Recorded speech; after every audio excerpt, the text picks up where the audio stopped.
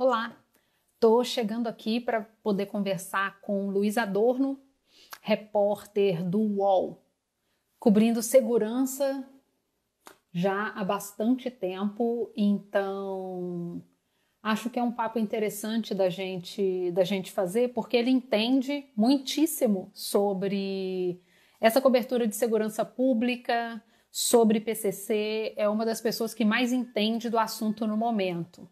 Chegou. Ei, E aí, Luiz. tudo bem? Tudo bem, tudo bem. Estava aqui já fazendo a nossa introdução dizendo que você é um dos maiores especialistas em assuntos de uma das maiores multinacionais desse país, É, PCC. Então, vou já apresentar para quem está por aqui quem é e o que que faz, né? Desde quando você está cobrindo esse assunto, Luiz? bom, eu cubro faz pelo menos 6 anos, direto, não só o PCC em si, né, o crime organizado, mas a segurança pública como um todo, principalmente na questão dos direitos humanos, enfim. E aí, nos últimos anos, acabou que eu fui entrando, assim, nessa seara, né? Então, faz pelo menos 6 anos que eu cubro diretamente, assim, a dinâmica do crime organizado no Brasil, sobretudo que envolve aí o PCC e também Comando Vermelho e facções menores aqui. É interessante a gente fazer esse papo agora, porque a gente tem visto as fronteiras fechadas. O negócio é todo mundo que tem a possibilidade, que não é trabalho essencial, que esteja em casa. Então, comércio fechado, tudo fechado, mas nem para todo mundo. Uhum. E aí, esse papo é interessante exatamente para a gente ver que, mesmo que as fronteiras estejam fechadas, isso não é uma regra para tráfico de armas, tráfico de drogas, tráfico de cigarros. Então, a gente continua com esse tipo de comércio aí a toda. Então, acho que é interessante a gente conversar sobre como que se muda essas dinâmicas. Uhum. A gente estava batendo um papo aqui e você tinha dito que ficou um tempo investigando ali no Paraguai e que entende essa dinâmica ali da fronteira, que é um dos pontos mais sensíveis do Brasil, onde tem um comércio extremamente intenso. Então, a gente tem o comércio de tudo aquilo que a gente conhece desde sempre, vindo do Paraguai, os eletrônicos e tudo, mas é também uma passagem de drogas. E, obviamente, que a gente tem ali uma nova dinâmica, porque o Paraguai fechou a fronteira com o Brasil, mesmo antes que o Brasil se propusesse a fechar. E como que ficou isso? Como que ficou para o tráfico nas fronteiras com esse fechamento por causa do coronavírus? Apesar de as facções criminosas aqui brasileiras usarem as fronteiras para conseguir trazer a droga, elas nunca precisaram especificamente das rotas oficiais, das rotas que todo mundo usa, né? Então, elas já vinham com a droga por rotas clandestinas. Então, rotas aéreas que não estão bem monitoradas, por rotas de rios pequenos, rios grandes, enfim, e sempre se modificam. Nunca é sempre a mesma rota. Só que na questão do Paraguai, tem uma questão principalmente na cidade de Pedro Juan Caballero, que é a cidade onde teve a fuga de 76 presos que eram integrantes do PCC em janeiro, é uma questão mais atípica, porque lá não tem nenhum tipo de fiscalização na fronteira terrestre. Então, ela faz divisa com a cidade de Ponta Porã, que fica em Mato Grosso do Sul, uma cidade pequena. A droga que chega por ali chega principalmente a maconha, né? Porque o Paraguai é um grande produtor de maconha, e essa droga chega via terrestre. Por quê? A principal divisa entre as duas cidades, Pedro Juan Caballero e Ponta Porã, é por uma avenida. Então, seguindo ao norte pela avenida, você está pelo lado brasileiro. Seguindo ao sul pela mesma avenida, você já está em território paraguaio. E não tem nenhum tipo de fiscalização, não tem nenhum posto policial, não tem nada. Inclusive, quando eu estive lá, eu conversei com várias pessoas brasileiras que trabalhavam no Paraguai e paraguaios que trabalhavam no Brasil, que tinham família no Brasil. Tinha uma questão econômica, por exemplo, de a moeda brasileira tá mais fraca, então se compra no Paraguai ou vice-versa. E ali, então, era muito fácil para trazer a droga, assim, para se comercializar a droga, para entrar no Brasil com a droga, porque ninguém para. Isso atrapalhou com a questão da fronteira fechada, porque o Paraguai fez valetas no meio dessa fronteira, e agora ninguém entra mais via terrestre. Então, a maconha, por exemplo, que entrava via terrestre, sobretudo, do Paraguai nessa fronteira, agora os traficantes tiveram que fazer uma alternativa aérea. Então, por exemplo, a SENAD, que é a polícia, como se fosse a Polícia Federal do Paraguai, focada aí no tráfico de drogas, já localizou algumas apreensões de aviões pequenos, monomotores ou helicópteros do lado brasileiro que partiram de lá. Isso é atípico, isso não acontecia antes, assim. Então, quer dizer, atrapalhou, e aí o estoque, por exemplo, vamos chamar assim, de maconha, por exemplo, no Brasil, diminuiu, mas não parou. Já com relação à cocaína, por exemplo, que é o grande mercado do PCC, ela sempre entrou via aérea ou via rio. Então nunca precisou pagar alguém, por exemplo, para passar pela fronteira. Precisou pagar depois para conseguir continuar a logística da droga até chegar nos portos do Brasil e daí, né, exportar para a Europa, a África e Oceania. Europa, África e Ásia.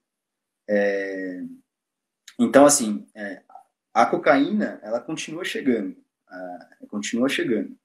E aí teve só esse ponto mesmo no Paraguai, por exemplo, que até a gente fez um documentário no UOL sobre a fronteira. Tem essa questão terrestre que está impedindo aí a questão da maconha, mas também não está atrapalhando 100%, porque o tráfico ele consegue se refazer, né? Ele consegue encontrar outras maneiras, encontrar outros parceiros e continuar a engrenagem, né?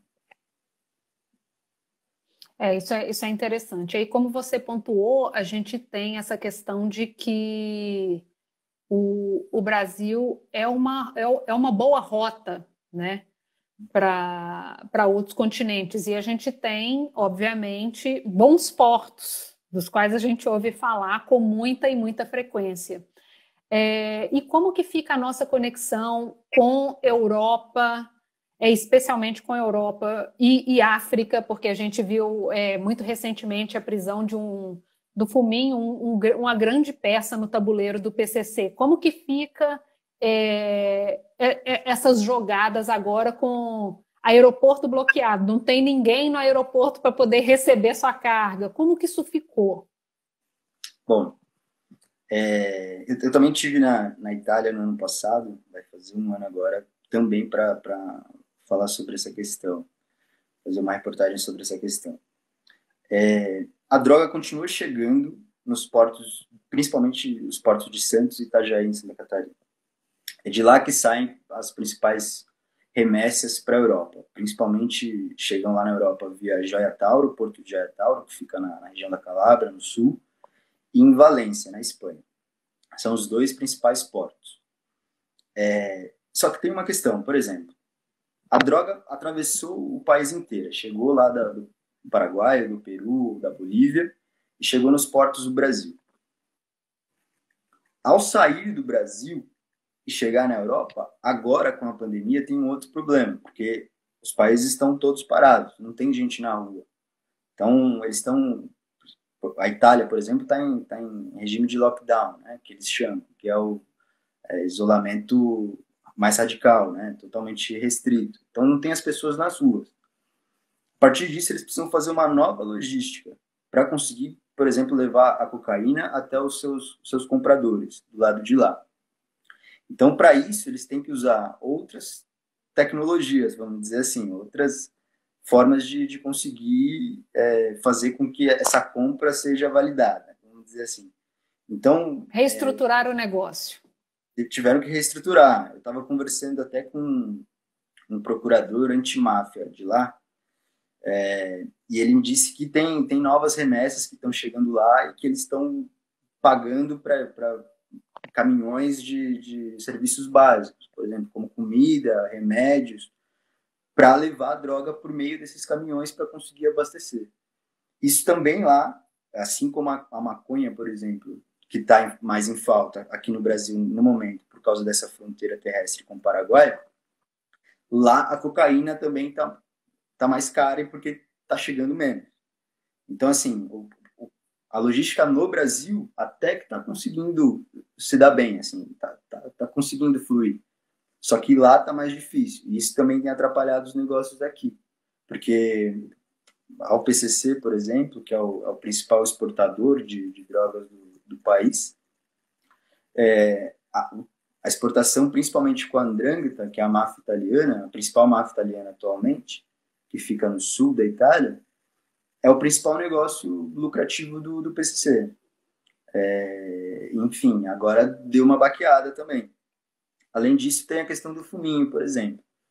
O Fuminho era parceiro do Marcola, foi amigo de infância do Marcola, ficou preso junto com o Marcola, saiu da prisão, fugiu da prisão junto com o Marcola, e era considerado, ele não era batizado no PCC, segundo as autoridades daqui, ele não era diretamente integrante do PCC, mas ele era um grande sócio.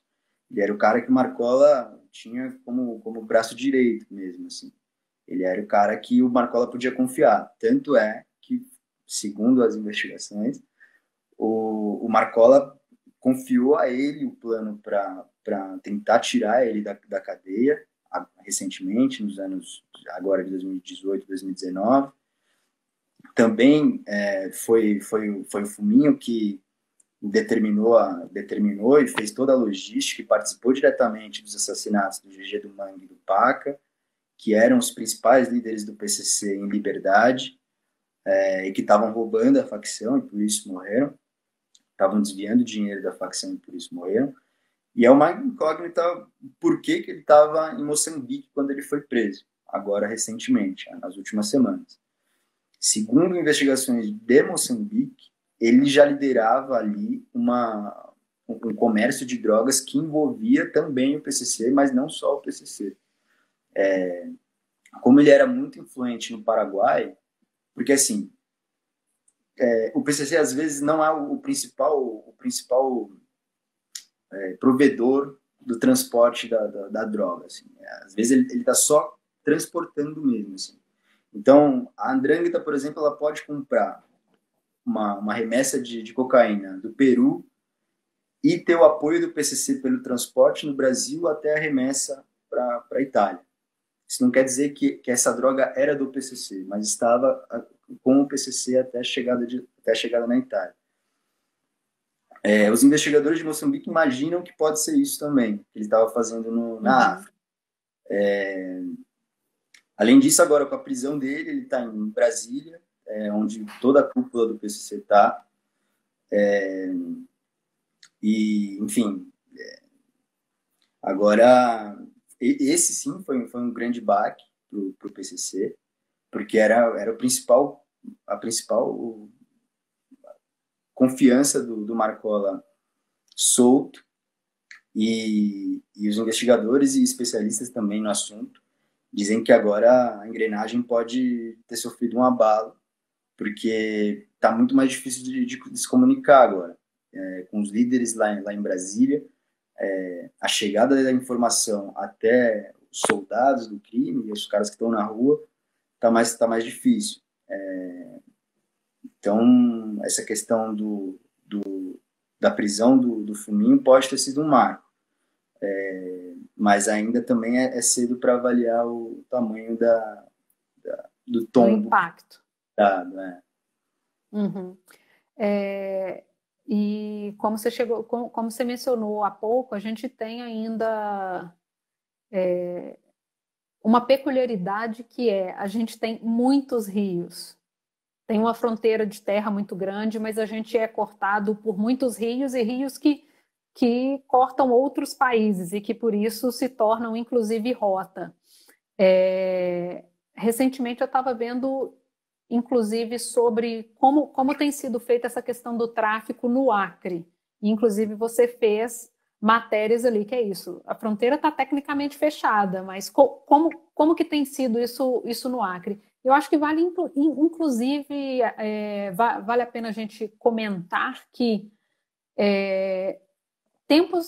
questão de pouco tempo atrás, inclusive, o Acre não era tão violento quanto é hoje, né? O número de homicídios é extremamente alto, principalmente se você for fazer a relação número de mortes por 100 mil habitantes, porque é um estado muito pequeno. Então, queria que você falasse um pouco sobre essa questão, inclusive.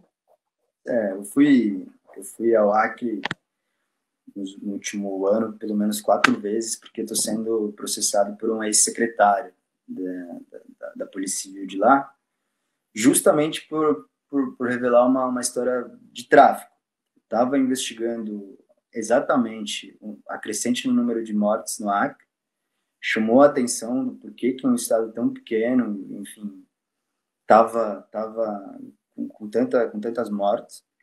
E aí eu cheguei a uma investigação longa, de várias páginas, sobre a atuação do Comando Vermelho lá. Lá o Comando Vermelho é bem forte e bate de frente com o PCC, que tem a aliança da facção chamada Bonde dos 13, uma facção local. E eu cheguei a essa investigação de como estava sendo a logística do Comando Vermelho, e aí tinham várias interceptações telefônicas do então delegado da divisão de homicídios de lá, que na época que eu estava analisando os documentos era secretário. E aí tinham várias mensagens dele conversando com um policial. Esse policial já tinha sido condenado por associação criminosa, por beneficiar o Comando Vermelho. E esse policial ligava para ele e falava, ó, a gente vai entrar com tanto de remessa por tal via, em tal dia, em tal horário. O secretário, então o delegado, falava ok e mandava todas as viaturas para o outro lado da cidade, para o outro lado do estado. Deixava o caminho livre. Assim. Então, assim, a logística no Acre ela é fácil de ser feita, justamente pela fiscalização ser baixa e ter um aval, inclusive, de autoridades, e também por ter muitas brechas na fronteira mesmo. Assim. Você tem muitos rios e muita fronteira, enfim, terrestre, que também não é igual a do Paraguai. Você também não tem uma fiscalização. Você consegue entrar fácil. Assim.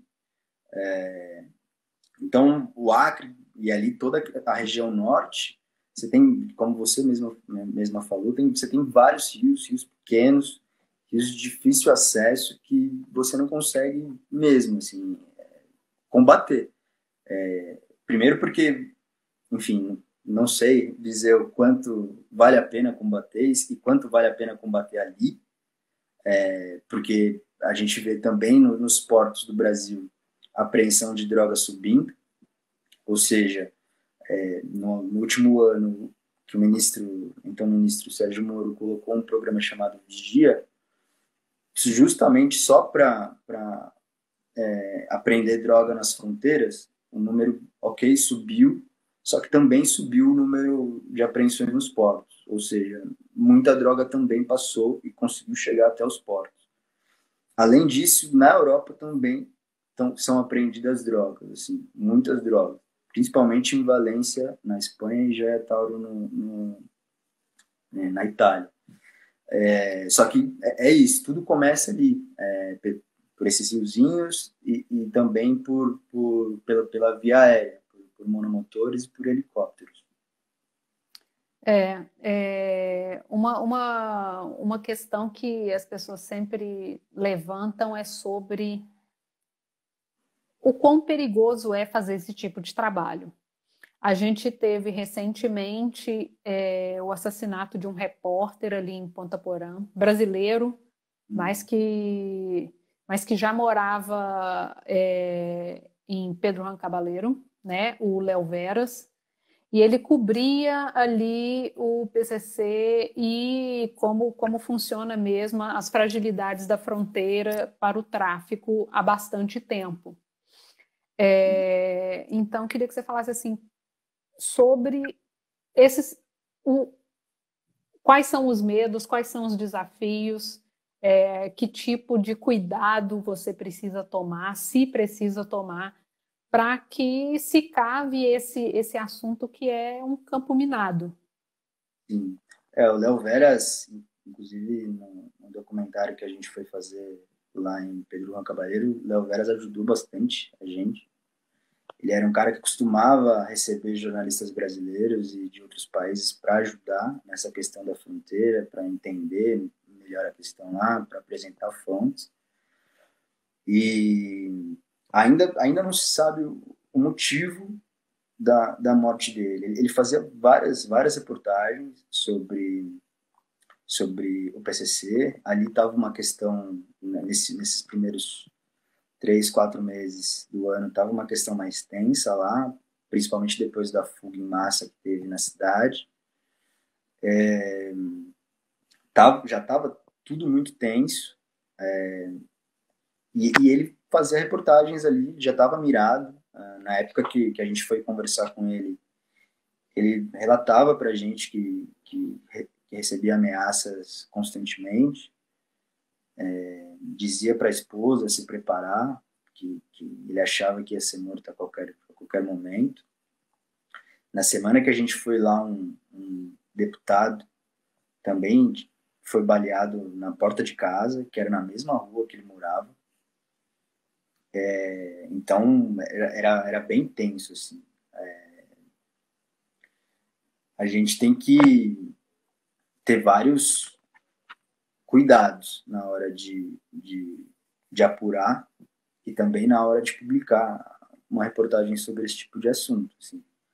Porque tem muita coisa que a gente apura e que a gente consegue provar que é correta, mas talvez a gente não tenha o resguardo do mundo inteiro, assim, para conseguir viver. Então, Uhum. tem muita informação que a gente não consegue publicar, né?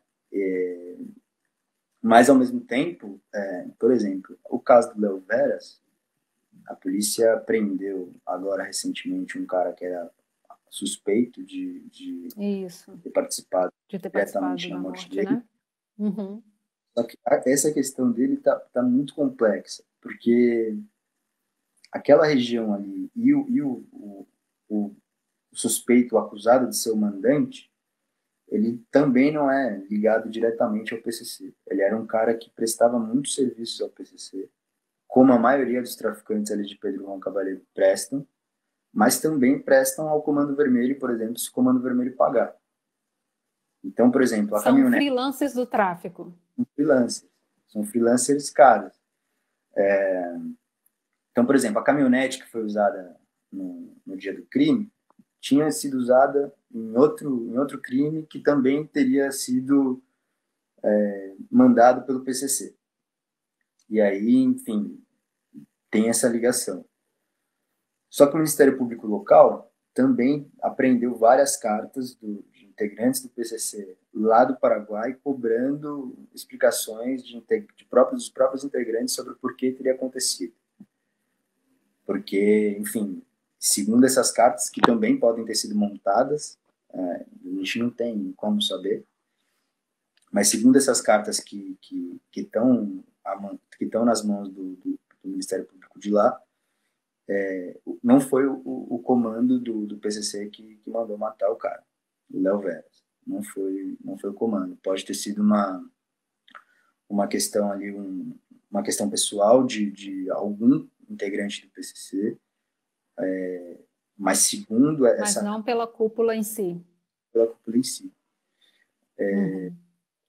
E aí a gente tem vários casos de... Eu, por exemplo, postei uma foto num story lá em Pedro Juan Cabaleiro enquanto eu estava lá, e teve vários jornalistas amigos meus que falaram, cara, apaga isso aí, porque aí é perigoso, aí o jornalista morre, aí, enfim. 2 semanas depois assassinaram o Léo Vera. Assim. Então, só que assim, tem uma questão, ali, porque ali aquela região é muito difícil de trabalhar. Então, para você ser jornalista ali tem que ser muito corajoso. Como o Acre, por exemplo, também.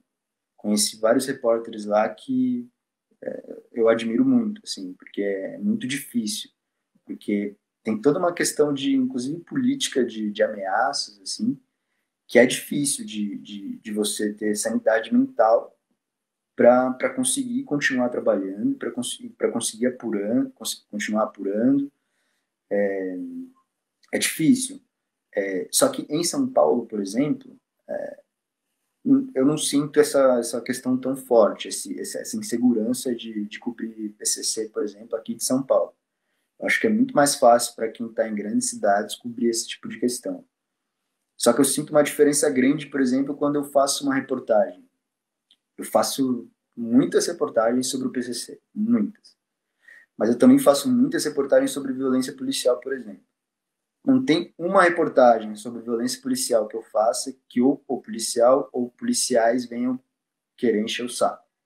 Venham querer intimidar de alguma maneira, venham querer... enfim, eu acho que é muito mais perigoso em grandes centros, por exemplo, do país, você investigar e publicar coisas relacionadas à violência policial e milícia do que o crime organizado comum, assim, facções criminosas, por exemplo.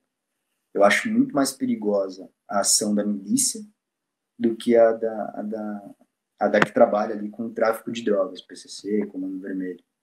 Até porque tem uma questão de ideologia mesmo das facções que ainda é seguida pela cúpula e não tanto pela molecada da base, assim, dos soldados, que é a questão de você ser leal. Né? Quando você faz uma reportagem que você relata as coisas da forma que elas são, a própria cúpula da facção entende que você não errou com a facção, que você publicou o que era o seu trabalho, você apurou e publicou. Se você mentir, é outra história. Aí é outra coisa. Para a questão da milícia, não. A questão da milícia, Não qualquer coisa interessa, né? da violência policial, qualquer coisa que você publicar, você estando 100% correto, com 10 fontes falando, se você publicar alguma coisa que é vista como negativa para eles, você é alvo. É muito, eu acho mais difícil. Isso que você está falando me lembrou uma entrevista que eu fiz com um membro do Comando Vermelho aqui, e ele me falou exatamente isso que você está falando sobre a questão da lealdade, especialmente dos membros com mais gabarito, mais antigos, que é essa questão de o certo é o certo, Esse eu acho que é cada uma um está questão fazendo o seu trabalho. de você não pode errar. A gente eu incluso, que venho de um bairro periférico, da Vila Jacuí, que vários amigos meus estão assistindo, um abraço para a Vila Jacuí. A gente não pode errar, a gente não tem o direito de errar. Porque se a gente tiver um deslize, cortam a nossa Alguém cabeça. cobra. De todos os lados possíveis. E eu acho que isso tem uma ligação com o que é mesmo da realidade da quebrada. Assim. Na quebrada você não pode errar, e com as facções também, você também não pode errar. Assim, E eu acho que inclusive tem essa questão de que essa pessoa com quem eu estava conversando, ele estava me contando, inclusive, como era mais antigamente, que ele é um cara antigo. E ele estava falando sobre essa questão de que você tinha regras, você tinha a lealdade, você tinha respeito com determinadas coisas e que muito disso se perdeu com a juventude de agora, que são muito mais vida louca. As pessoas são meio incontroladas, assim, controláveis, inclusive do ponto de vista da hierarquia do tráfico. E ele estava me falando, inclusive, sobre essa questão, sobre a relação do tráfico com a milícia, do tráfico com a polícia quando eram presos. Que ele estava me relatando que antigamente você era preso e, ok, o policial te pegava e te levava para a delegacia e tudo, e que agora tem a questão do esculacho. Ele pega, te desce o cacete, filma dando tapa, dispara isso no WhatsApp, então assim, a pessoa é desmoralizada. E Sim. com isso, tem o rebote que é o aumento do ódio contra a polícia e aí a polícia vira alvo. Então, assim, morre muito policial. Porque antigamente, inclusive, traficante tinha esse respeito do tipo, o cara tá fazendo o trabalho dele. Mesmo que esse trabalho seja me pegar, é o trabalho do cara, e o cara tá me prendendo na moral, sem esculacho, ok, tá tudo certo. Mas que houve, inclusive, essa virada do esculacho ser uma marca e que isso, inclusive, se perdeu um pouco a rédea e o respeito, e o mínimo do respeito mútuo que existia, e que isso tornou ali a batalha entre os dois muito mais letal, muito mais sangrenta, inclusive. Você É, tem visto isso aí também na sua área? se a gente pegar na média os dados do Fórum Brasileiro de Segurança Pública, por exemplo, a gente vê que 80% dos policiais que morrem no Brasil morrem na folga e morrem muitas vezes armados. Eu fiz, por exemplo, uma reportagem sobre a questão das milícias e das facções criminosas em Belém do Pará, em 2018, e aí você via muita questão ali de acerto de contas de policiais que eram vistos como durões ou, enfim, integrantes de grupos de extermínio ou que faziam o esculacho mesmo, assim. Então, esses policiais, normalmente, no Brasil, você ganha muito pouco para ser policial. Eles te dão uma arma na sua mão. Por exemplo, em Belém, vamos falar especificamente sobre Belém do Pará. Em Belém do Pará, anos atrás, o policial, quando ele saía do batalhão, ia para casa, ele tinha que deixar a arma no batalhão. Estavam morrendo policiais. O governo, então, decidiu armar o policial para ele ir para casa em segurança, armado, enfim, para ele poder se defender. Mais do que dobrou o número de mortes de policiais. Por quê? Esse policial foi fazer bico para acrescentar o salário dele, que era baixo, e ele já era perseguido por esses policiais especificamente, eram perseguidos por dar esculacho nos traficantes, ou enfim, quem estava furtando ou roubando, e eram assassinados 4 caras contra ele, pegando de surpresa, assim. Então, tem essa questão, que é nos dados mesmo, assim, 80% é muito alto o número de É muita policiais, assim. coisa, né? 100% é o cara trocando tiro em serviço, assim. Isso mostra que não é a questão, então, claro, é a questão dele ser policial, mas não é a questão do serviço policial, é a questão Uhum. que margeia esse serviço policial. É interessante a gente pensar, porque é uma dinâmica muito viva, né? Então a gente via isso antigamente como era, hoje é assim, tem esses problemas da retaliação, da vingança, né? Inclusive tem agora, inclusive esse termo de operação vingança mesmo. Então a dinâmica da violência é uma dinâmica muito viva, porque as relações humanas são dinâmicas muito vivas.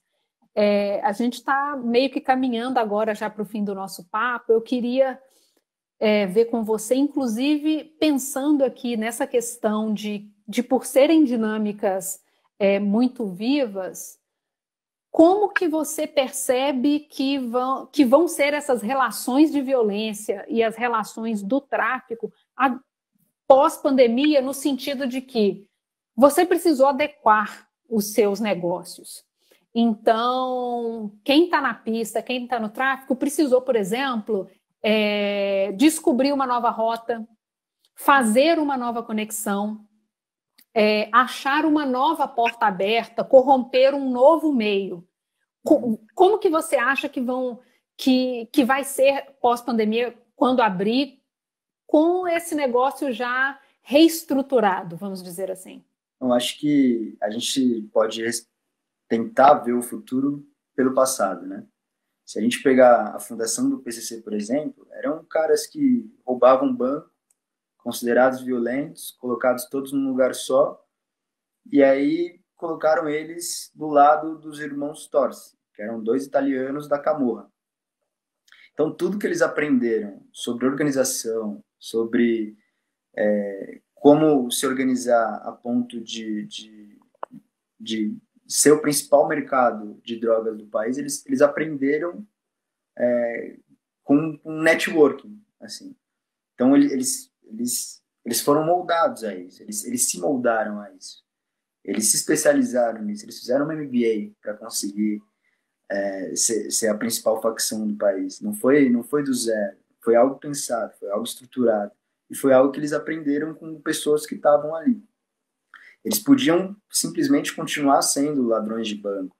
Eles podiam sair e voltar, enfim. Mas eles conseguiram ver um mercado logístico nisso, um mercado financeiro nisso. E agora é a mesma coisa.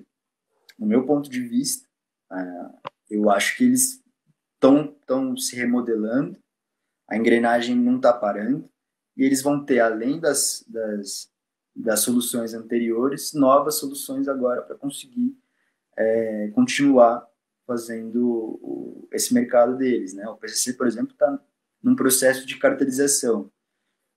Segundo as autoridades, falta só a lavagem de dinheiro mais refinada para eles serem considerados como máfia, para ser considerado como cartel. Mas esse processo tá em andamento. E eles vão conseguir achar alguma nova alternativa, assim, porque é o que a gente estava conversando. Tudo bem, a cúpula, por exemplo, está presa, mas tem vários homens fortes fora, homens fortes também presos em prisões estaduais, que vão continuar fazendo essa engrenagem funcionar. Em questão de um mês, parou o tráfico internacional via terrestre do Paraguai. Em um mês já estavam colocando monomotores e helicópteros.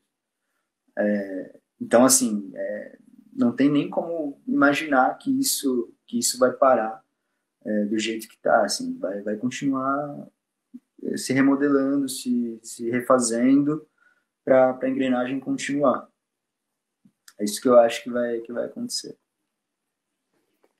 Isso é bem interessante da gente perceber, porque assim como os negócios legais tiveram que se adaptar, e aí você vê uma série de restaurantes que nem estavam no iFood, por exemplo, entraram no iFood, hoje você consegue comprar cigarro, isqueiro, pilha, tudo isso você consegue comprar em qualquer um desses aplicativos de entrega.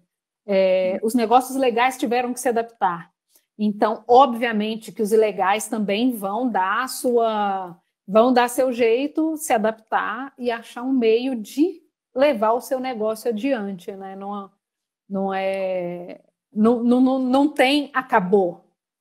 Com certeza. Em meio à pandemia, se estão crescendo as apreensões, quer dizer que o tráfico continua, né? E não é só na fronteira, está crescendo a apreensão em todo lugar. Ou seja, a engrenagem está continuando e vai continuar, assim. E possivelmente com novas soluções, além das anteriores. Exatamente. Eu queria.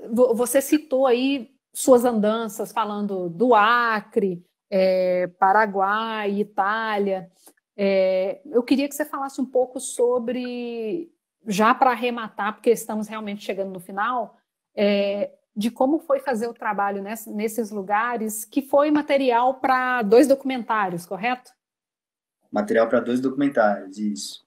O primeiro, Cartel da Capital, que a gente conta o processo de cartelização do PCC, que aí teve reportagens do Flávio Costa, minha, do Ayuri Rebelo e do Eduardo Militão, com direção do João Weiner e apresentação da Débora Lopes.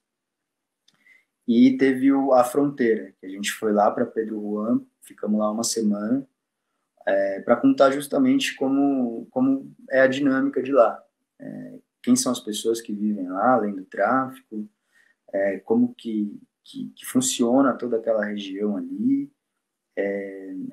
O UOL agora está com tá com uma produtora de vídeos, né? Que chama Wallmov. Então, a gente tem feito documentários, e aí, na minha parte, mais documentários sobre segurança pública. E a gente já lançou esses dois, né? Os dois tiveram aí ligação com o PCC, né? De contar a história do PCC, de como o PCC está agindo. Enfim, a gente teve todo esse espaço, né? Para fazer o primeiro Cartel da Capital, a gente viajou por vários lugares do Brasil e também para a Itália. E para fazer a fronteira, a gente ficou lá uma semana, lá entre Pedro Juan e Ponta Porã. Eu acho que vale a pena assistir. Eu vi o primeiro, o segundo eu ainda não vi, mas para a gente entender, porque às vezes a gente não percebe o quanto a nossa vida é permeada. Com certeza. Tipo, você pode não usar droga, você pode não comprar a droga, mas a sua vida é permeada por uma série de políticas públicas e de impactos, ou pela corrupção, ou pela ausência de um serviço que teria se não fosse o tráfico, e que impacta a vida da gente como um todo. E isso, mesmo que você more muito bem, por exemplo, tem impactos maiores que são, por exemplo, o quanto que o dinheiro do tráfico movimenta a economia como um todo. É parte do nosso PIB, é parte do PIB mundial, o tráfico de drogas. Então, assim, mesmo que você feche os olhos e que você acha que o dinheiro que chega na sua mão, você não sabe por onde ele passou, né? Eu lembrei, inclusive, de uma cena que eu vi naquela série... Ai, meu Deus, esqueci o nome da série, que se passa em São Paulo. Sintonia. Tem uma cena no Sintonia que é perfeita, que mostra exatamente como o dinheiro anda. Então, assim, era uma nota de R$20 que o garoto pegou, comprou pão, o cara da mercearia deu esse dinheiro como dízimo, foi para a igreja e movimentou a economia do bairro. Então, a gente não tem... Se você não para poder pensar, você não tem essa noção. Então, é realmente muito bacana da gente prestar atenção no macro, para que a gente tenha a dimensão do micro, porque a gente está incluso nessa engrenagem, você querendo ou não, né? Então, é um assunto que todos nós temos que discutir, vez ou outra, e apesar de ser muito caro de se fazer, a gente precisa fazer esse tipo de jornalismo, esse tipo de investigação. Então, eu queria te agradecer, na verdade, porque é um assunto que a gente, como eu falei, a gente precisa sempre falar sobre isso, mas é difícil, inclusive, achar pessoas assim que falem abertamente, que falem, olha, meu trabalho é esse mesmo, eu já fiz isso e isso, é uma coisa que eu gosto de fazer, até porque tem isso do tipo, você fazer esse tipo de coisa, tem isso também, né? Então, queria te agradecer, foi muito bacana o papo que a gente teve, espero que tenhamos outros. Eu que agradeço, foi um prazer. Então é isso, você que assistiu, obrigado. Esse áudio depois vai para o Spotify do Intercept, ou se alguém perdeu, alguém que você sabe que queria ver e não viu, não tá trabalhando essa hora, está fazendo outra coisa, só acompanhar no Spotify. E uma outra coisa interessante, importantíssima, esse trabalho que a gente faz só é possível porque nós somos financiados por pessoas que acreditam que o jornalismo faz a diferença. Então, entra no Catarse e continue contribuindo com o Intercept. Obrigada, Luiz. Obrigado a você. Tchau.